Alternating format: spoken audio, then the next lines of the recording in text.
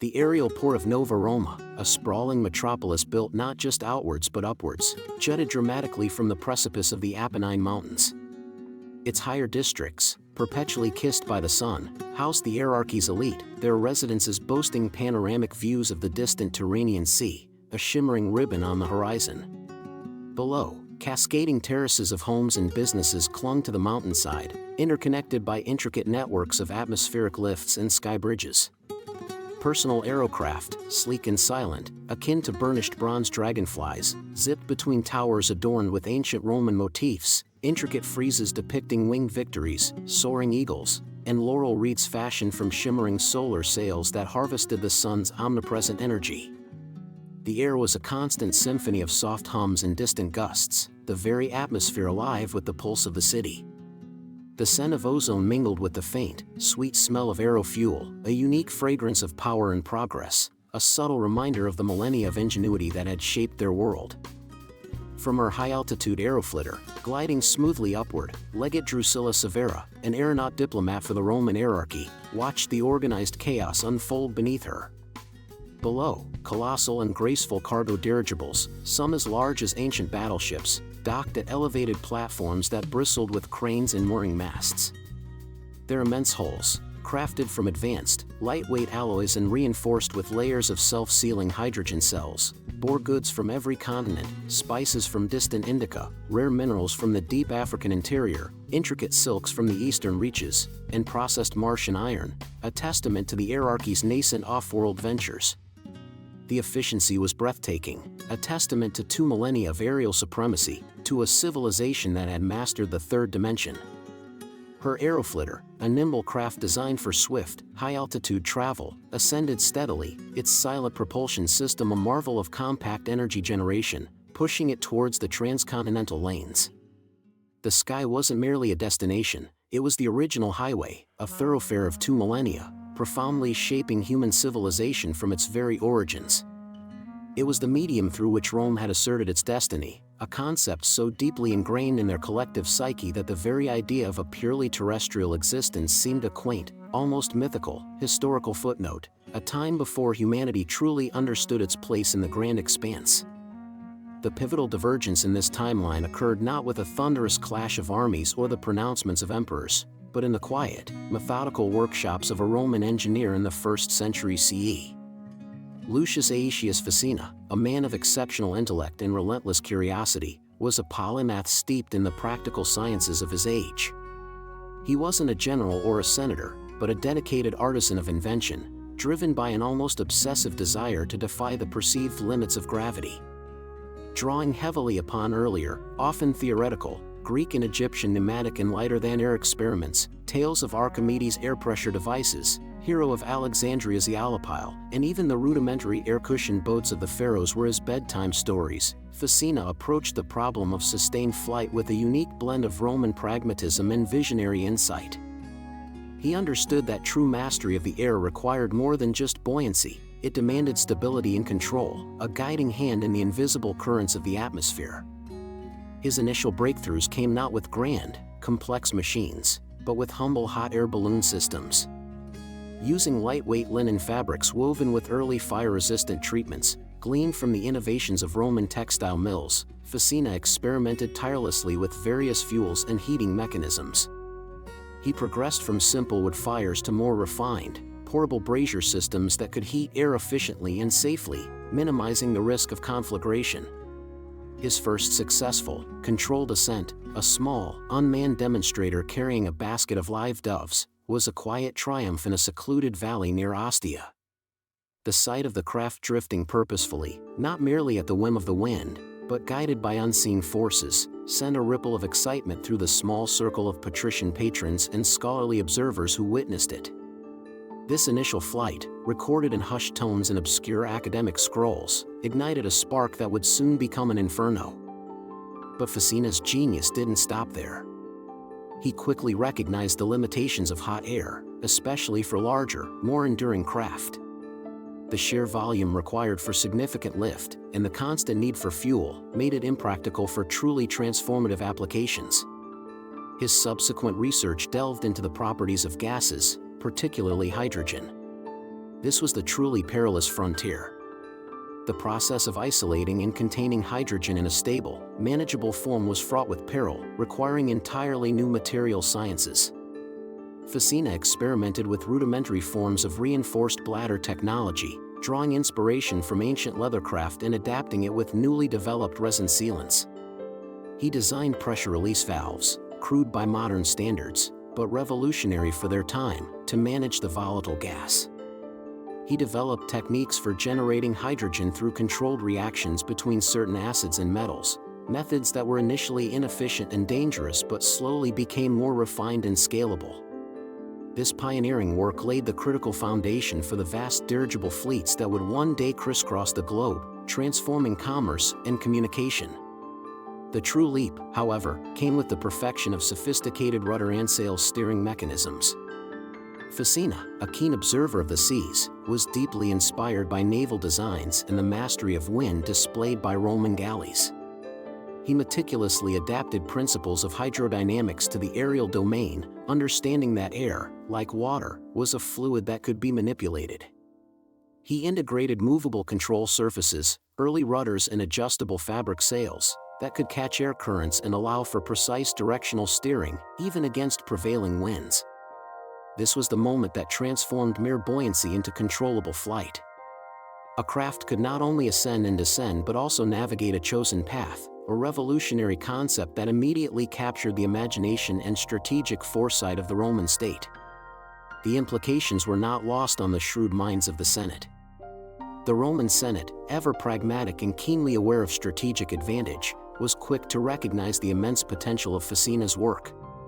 Unlike many empires that might dismiss such an invention as a novelty or a toy for the wealthy, Rome, with its vast borders, constant need for rapid communication, and insatiable desire for expansion, saw in flight the ultimate tool for consolidation and unparalleled global dominance. A dedicated Areas Questio, aerial research department, was swiftly established, an unprecedented governmental investment in pure scientific inquiry. This department poured vast resources into Facina's continued research, establishing academies for aeronautical engineering and, crucially, training the first aerial pilots. These initial pilots, often former legionaries with a daring spirit and a keen eye for navigation, were the true pioneers, mapping air currents and developing rudimentary aerial tactics.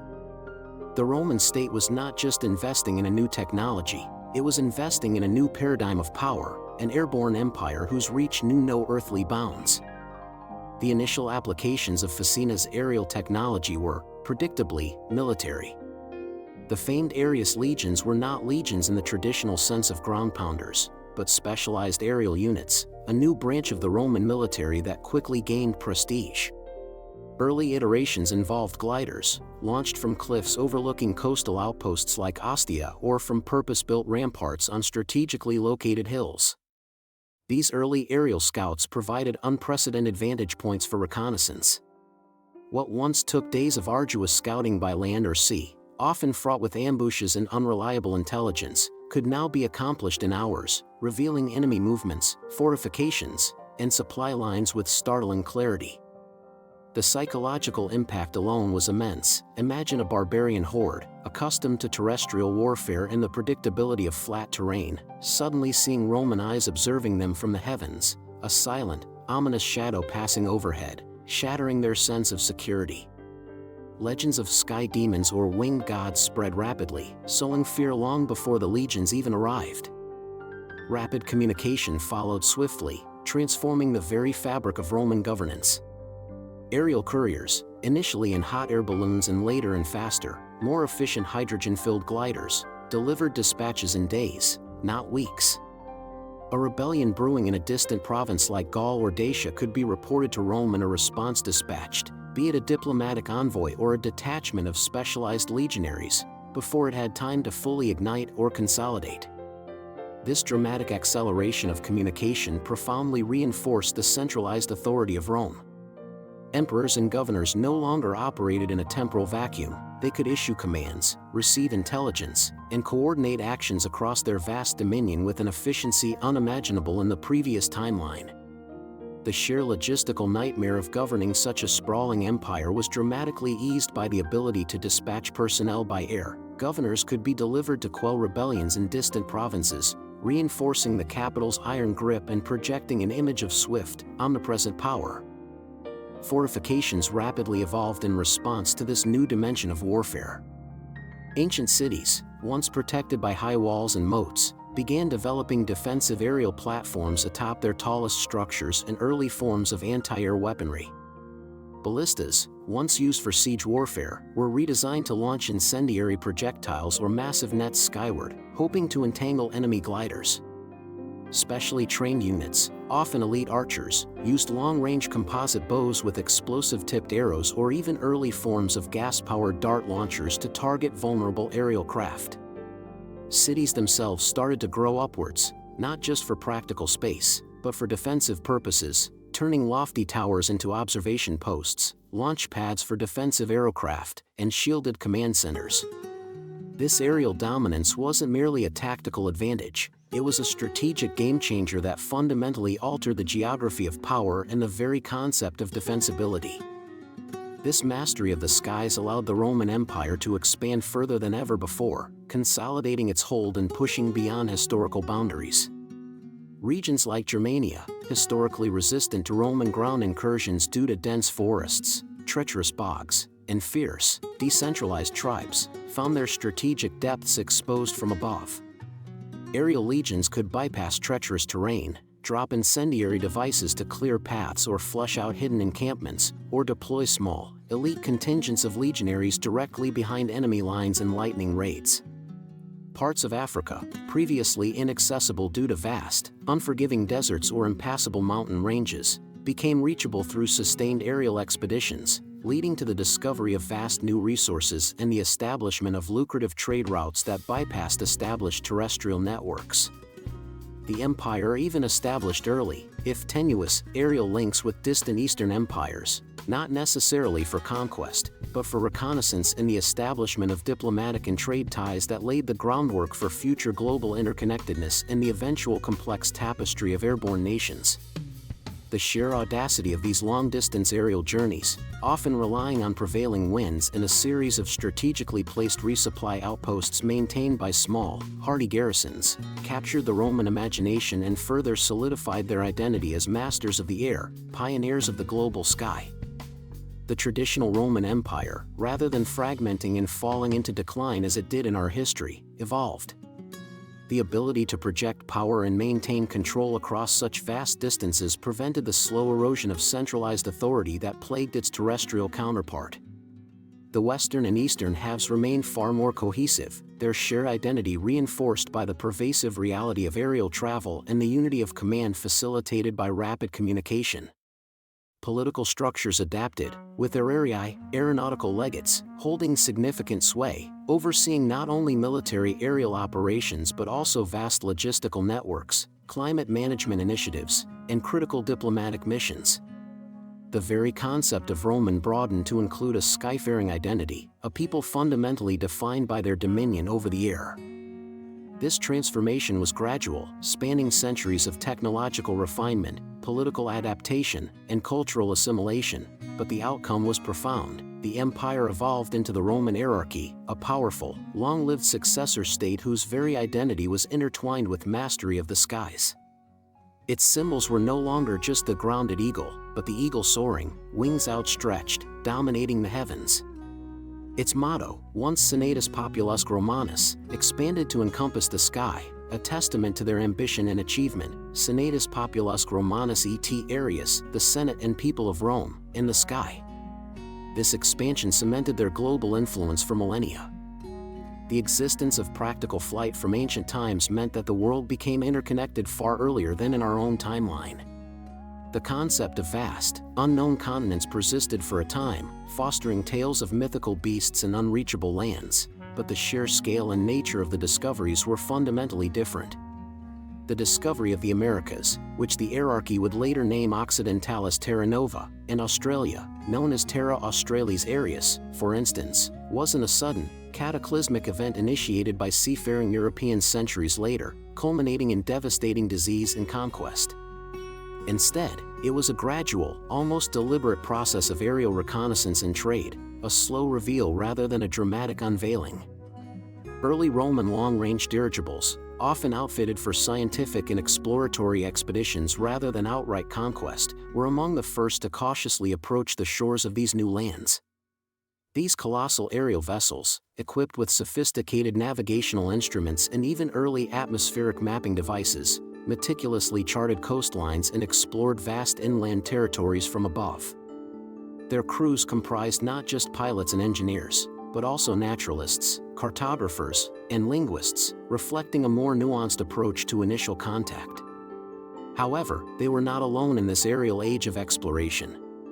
Across the globe, independent advancements in lighter-than-air technology meant that other powerful civilizations were also looking to the skies.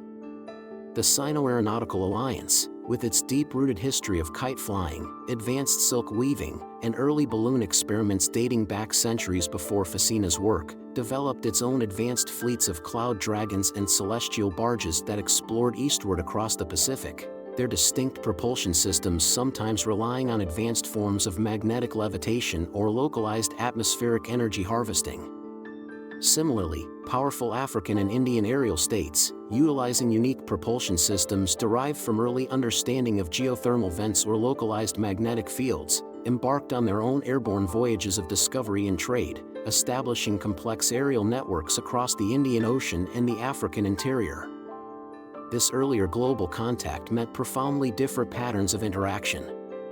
Instead of sudden, overwhelming invasions by a single, technologically superior, disease-carrying power, the contact was often characterized by more rapid cultural exchange and a mosaic of influences. Roman aerial outposts, Chinese floating markets, and African airports became points of initial, often cautious, interaction, fostering a complex web of diplomacy and commerce. Technologies, philosophies, agricultural practices, and artistic styles began to blend and influence each other across continents centuries before they would in our own history. The concept of a truly global culture, while still fiercely diverse and rich with local traditions, began to emerge, characterized by shared aerial lanes, common atmospheric regulations, and a mutual understanding of the sky as a unifying force. Crucially, less devastating disease transmission occurred. The gradual nature of contact, spread out over centuries of intermittent aerial trade and exploration rather than sudden, mass seafaring voyages, allowed for a slower, more localized exposure to novel pathogens. This meant that indigenous populations had generations to build up some degree of immunity through repeated, smaller outbreaks, rather than being instantly decimated by virulent epidemics. While diseases still crossed continents, their impact was significantly mitigated, leading to different demographic outcomes and allowing for more resilient indigenous societies to adapt, integrate, and thrive alongside the newcomers, rather than being overwhelmed and displaced. Furthermore, the forms of colonization were distinctly different. Without the same logistical challenges of massive land armies and long supply lines, widespread land-based empires were less feasible and, critically, less necessary. Instead, colonization often took the form of aerial outposts and trade hubs. These might be literally floating cities anchored by sophisticated atmospheric stabilizers, mountaintop fortresses serving as critical supply depots, or strategically located ground bases that served as resupply points for aerial fleets and centers for resource extraction. Control was exercised primarily from above, through economic leverage, diplomatic influence, and the undeniable, omnipresent threat of aerial power, rather than through extensive ground occupation. This led to a more fragmented, yet globally interconnected, political map, with various aerial powers maintaining spheres of influence in aerial corridors rather than monolithic land empires, fostering a dynamic equilibrium of cooperation and competition. Warfare, too, became a fundamentally different affair from antiquity. It was no longer a two-dimensional conflict fought solely on land or sea, but a three-dimensional chess game that demanded entirely new strategies and technologies. Fortifications became vertical challenges, designed to defend against attacks from above as well as below, integrating anti-gravitational turrets and directed energy screens into their very foundations. Cities built upwards, with defensive anti-air batteries and patrol aerocraft integrated into their very fabric, their spires acting as formidable deterrents. Naval battles, while still crucial for control of vast ocean resources and underwater territories, often involved extensive aerial support, with dirigibles launching incendiary bombs onto enemy fleets or specialized aerocraft engaging in furious dogfights above the waves to secure air superiority over the naval theater.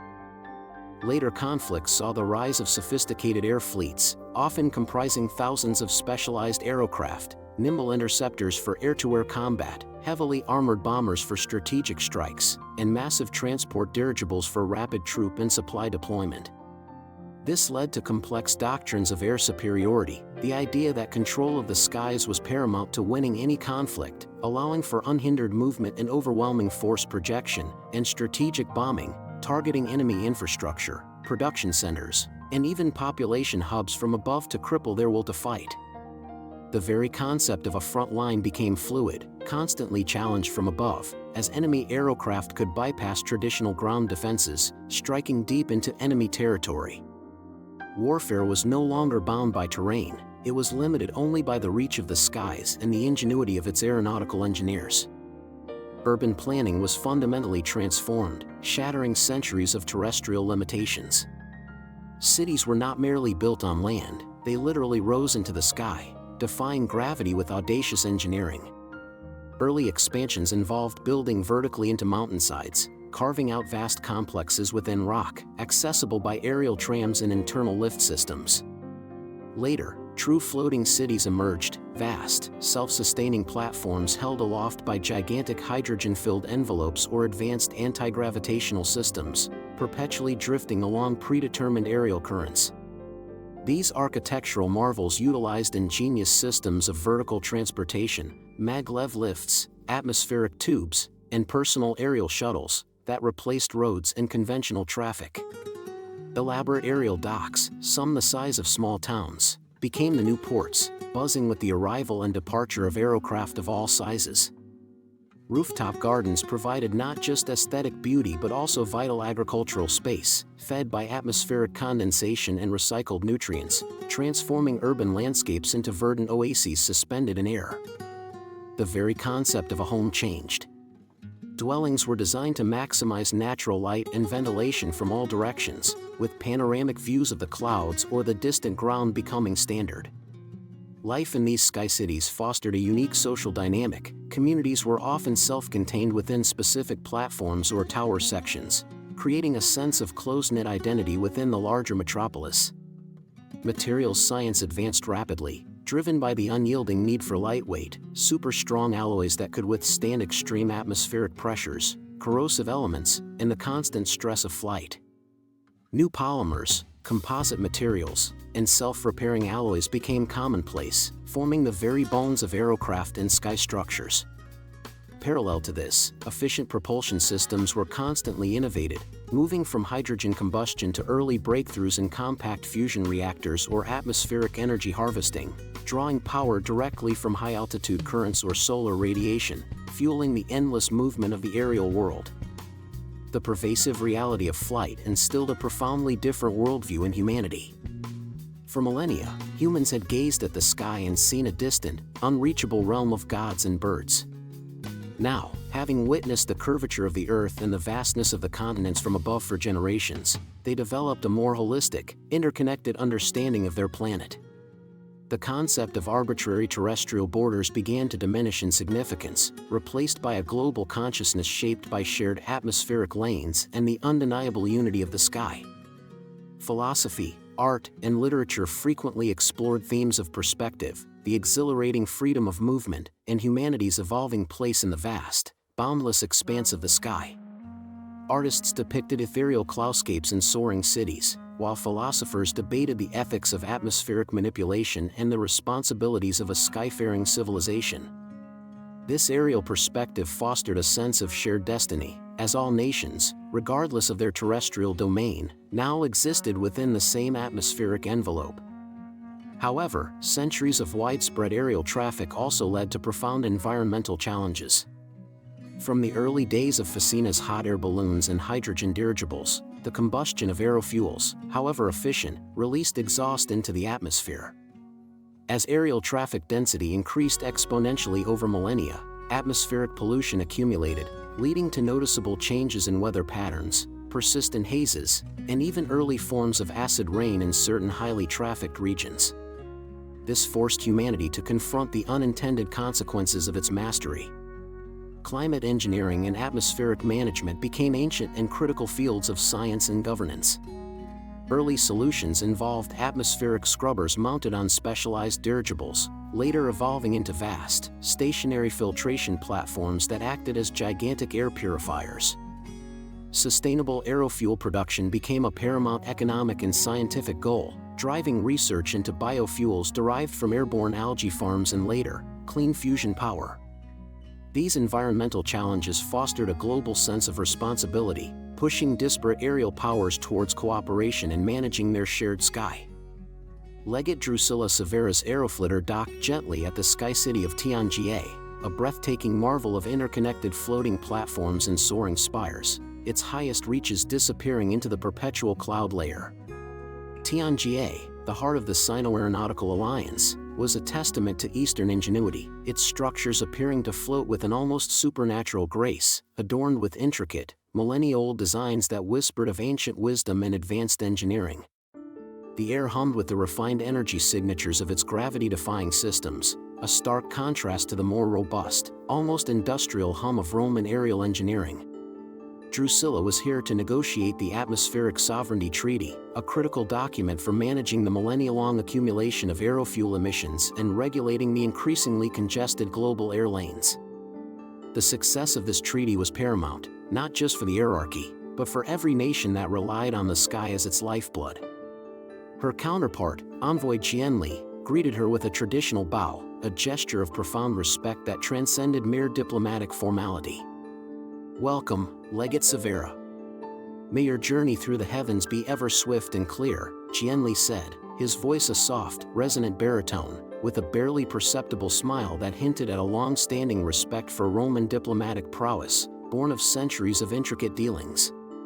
His fingers lightly grazed the holographic display projected from his wrist-mounted communicator, a device that shimmered with the energy of Tianjie, as if he could feel the very currents and streams of air that shaped his city, intimately connected to its ethereal existence. Drusilla returned the greeting, her gaze sweeping over the intricate carvings on an ancient, unfurled silk manuscript resting on the negotiation table, a depiction of early Chinese kites and mythical flying dragons.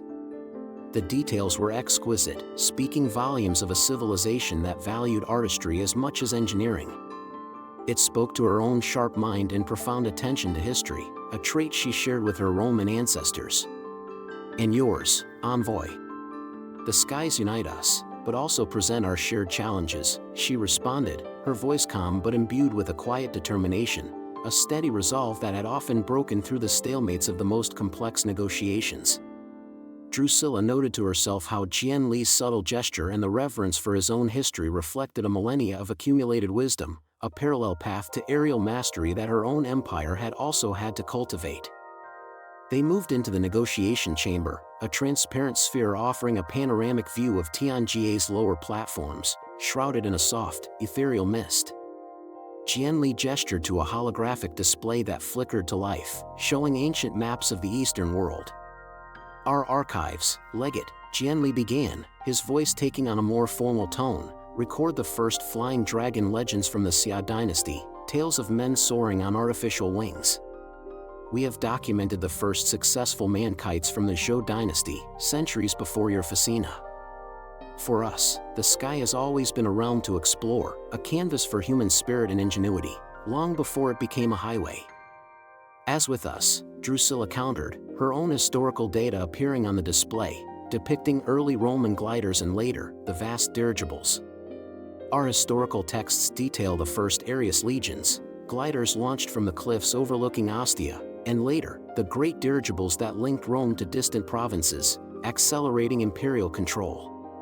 The very idea of slow, arduous sea voyages or land caravans seems quaint to us. The air was our original highway, connecting cultures, yes, but also creating shared atmospheric challenges, a collective responsibility we now both face." She brought up her own historical data. "Our climate models, tracing back to the age of imperial expansion, clearly show the initial, localized impact of wide-scale aerofuel combustion around our burgeoning aerial ports. Our ancestors learned early lessons in atmospheric cleansing and sustainable aerofuel production out of necessity. The current treaty aims to build on that millennia-long experience, pooling our collective wisdom. Qianli nodded, his expression now serious, acknowledging the universal truth of her words. Indeed.